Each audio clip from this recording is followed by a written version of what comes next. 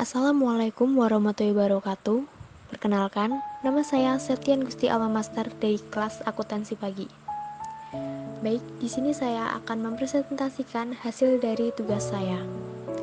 Tugas saya berjudul Bisnis Sepatu Sandal Motif Etnik. Baik, langsung saja. Di latar belakang ini bisa disebut dengan awal mula bisnis ini berdiri.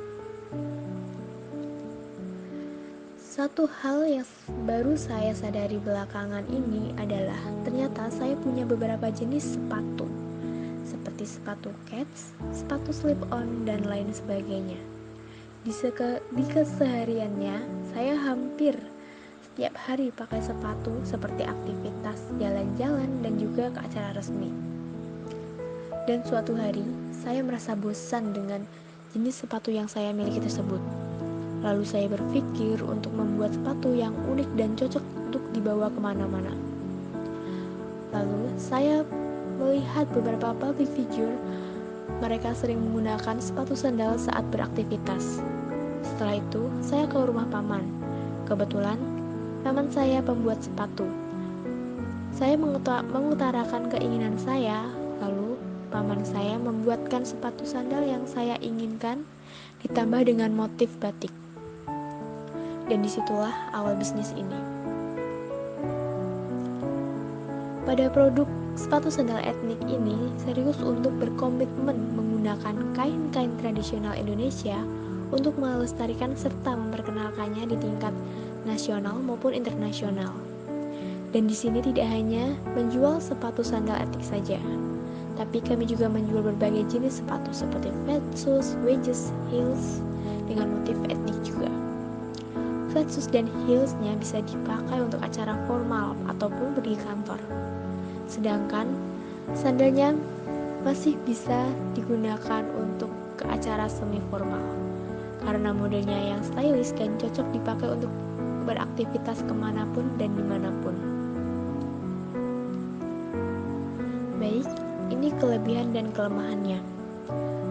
Menurut saya, kelebihan sepatu sandal etnik ini sangatlah banyak diantaranya, seperti dapat dipakai oleh semua orang, dari tua hingga muda, dipakai di acara formal sangatlah elegan.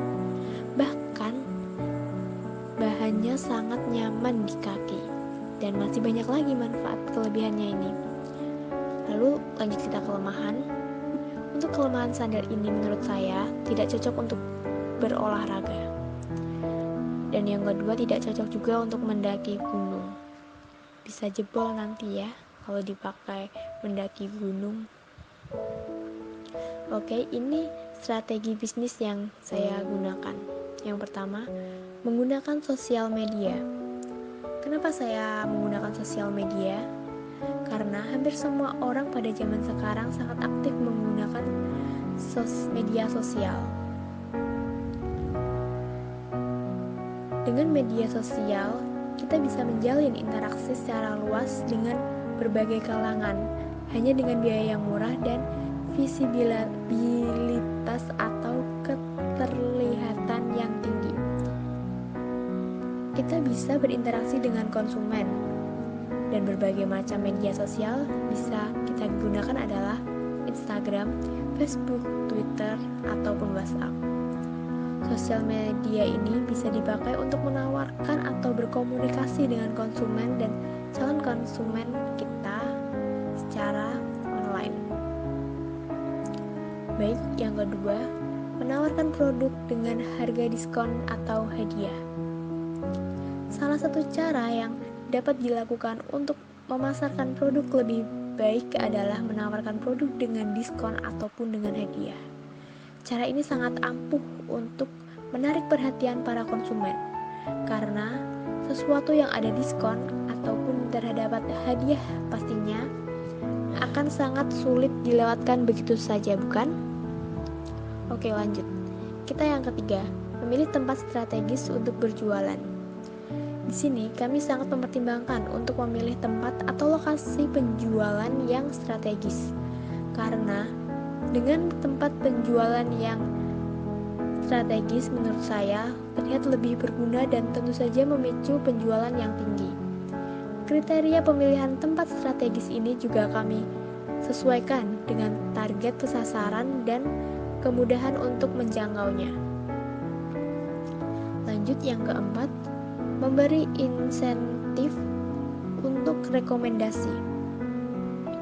Menurut saya, produk yang ditawarkan bisa terlihat lebih bagus dan bisa dipercaya kalau ada yang merekomendasikannya. Nah, saya berpikir untuk mendapatkan sebuah rekomendasi atau testimoni dari pelanggan yang sudah pakai produk kami akan memberikan penghargaan berupa insentif yang menarik seperti hadiah atau potongan harga. Dengan adanya insentif ini, secara tidak langsung perusahaan kita memenangkan dua pihak atau sasaran marketing, yakni pelanggan loyal dan calon konsumen. Oke, lanjut. Hal-hal yang perlu diperhatikan untuk pemasaran. Bisa kalian lihat sendiri dari sudut pandang penjual dan sudut pandang konsumen. Dari sudut pandang penjual, saya sebenarnya menyebutkan 4, dan dari sudut pandangan konsumen, saya menyebutkannya 4. Bisa kalian baca sendiri. Lanjut.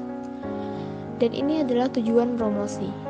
Tujuan promosi dari saya adalah mengubah sudut pandang dan tingkah laku pelanggan terhadap suatu barang atau produk.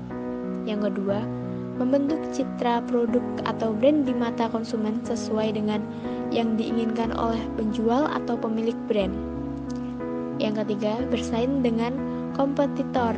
Yang keempat, meningkatkan keuntungan. Yang kelima, menggait calon konsumen baru. Dan yang terakhir, menyebarkan informasi. Terima kasih telah menonton video saya. Kurang lebihnya mohon maaf. Wassalamualaikum warahmatullahi wabarakatuh.